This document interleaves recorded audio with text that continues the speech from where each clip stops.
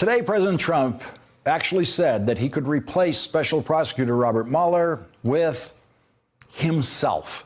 In an interview with Reuters, the president said he could take over the special prosecutor's investigation. Quote, "I can go in and I could do whatever. I could run it if I want. But I decided to stay out. I'm totally allowed to be involved if I wanted to be. So far, I haven't chosen to be involved. I'll stay out." And again today, the president is back on the attack against his own attorney general, who he has publicly urged to quit and privately attempted to fire. In one tweet, the president referred to Jeff Sessions' Justice Department with the word justice in quotes. In his Reuters interview today, the president did not rule out stripping Robert Mueller of his security clearance, which would greatly inhibit Robert Mueller's investigation of the Russian attack on our presidential election. The president said, "I haven't given it a lot of thought," when asked about Mueller's security clearance. Today, more than 175 former government officials signed a statement in support of former CIA Director John Brennan after the president stripped his security clearance last week. Yesterday, John Brennan repeated what he told Rachel Maddow Friday night. Well, I have been contacted by a number of lawyers, and they have already given me their thoughts about the basis for a complaint, an injunction, to try to prevent him from doing this in the future.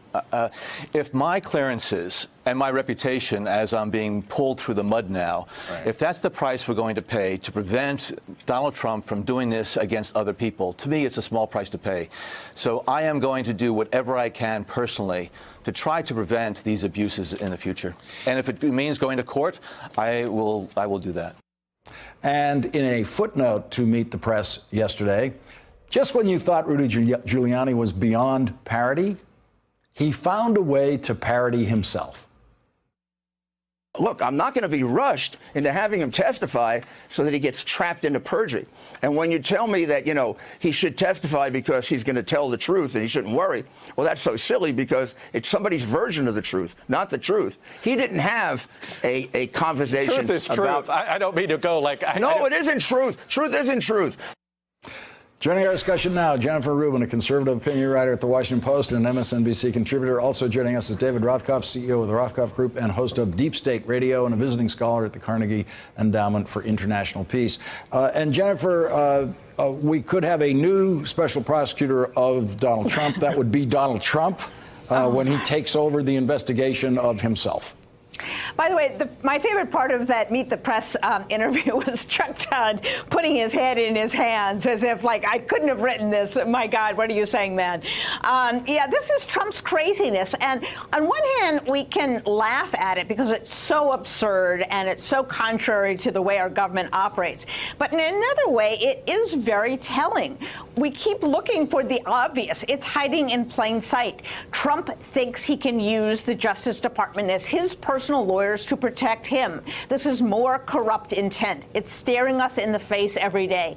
It comes out in these tweets. It comes out in the way he talks about Mueller and the way he talks about Jeff Sessions. So, yes, it's very amusing because it's so crackpotish and so evidently Trump, but there is a serious side to it, I think.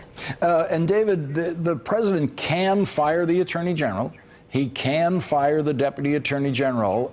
He can pretty much rip that investigation apart.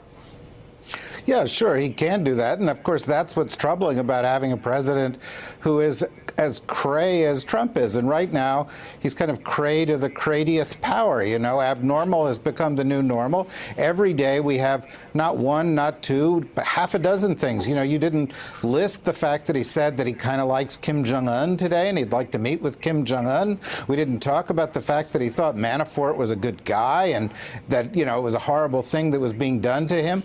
Every single day he violates norms. But I think the thing that we need to keep in mind as we look forward on this thing is that someday we're going to be looking back at all this and saying, these were the good old days. These were the days when the pressure wasn't high. There wasn't a Democratic Congress that was running 11 investigations and looking at his books. His son wasn't in the dock. His daughter wasn't in the dock. His son-in-law wasn't in the dock. And, when that pressure builds up on him, and God forbid we have some kind of international crisis, which we haven't had, this kind of level of craziness is gonna look good by comparison because the guy is clearly losing his grip. And Jennifer, we saw the tweets get more hysterical as the pressure builds. He's just like a machine that way almost. When the New York Times comes out and reports that the White House counsel is cooperating, we see the president today go to a new level of hysteria. Yeah, the tweets are the most, I think, helpful window into his mind, into his psyche, because they are unfiltered and he cannot help himself. There is no grand strategy here, folks. The notion that he's playing three-dimensional chess or five-dimensional chess is ridiculous. This is his impulsivity. This is his crazed, confused thinking. This is his anger. This is more helpful, probably, than anything other than putting him under oath, because it's the real Trump. David, John Brennan publicly allowing for the possibility that he's considering what to do legally in terms of suing about the loss of his security clearance, not for himself, as he puts it, but possibly to establish a precedent about this. Rudy Giuliani out there tonight tweeting, saying, please sue. You know, the president taunting today, saying we want him to sue so that we can go into discovery against him. It would be a complicated issue for John Brennan to decide to do this. Well, I think it might be a complicated issue, but of course, you know, there are traditional processes that are followed for removing people's security clearances, both within agencies and from beyond agencies, and they typically involve due process. They typically involve proving that there is some kind of national security issue that's come at stake as a result of it. And I think the burden of proof on the president and the accusers of Brennan would be more difficult than it would be for Brennan, who is one of the most distinguished public servants we've had, one of the really outstanding leaders the intelligence community has produced, and is absolutely an apolitical actor. This is a guy who simply has devoted himself to U.S. public service for the past 25 years. And so, you know, I think, you know, Rudy Giuliani, again, that was another unhinged tweet that's a parody of a parody. I don't think Rudy Giuliani wants to get into that fight, because it won't just be Brennan. It will be the entire intelligence community that's going to line up behind him, because they see this as a threat to the independence of the intelligence community, which is a threat to U.S. national security. And Jennifer, John Brennan proudly served 3 Republican presidents, 3 Democratic presidents.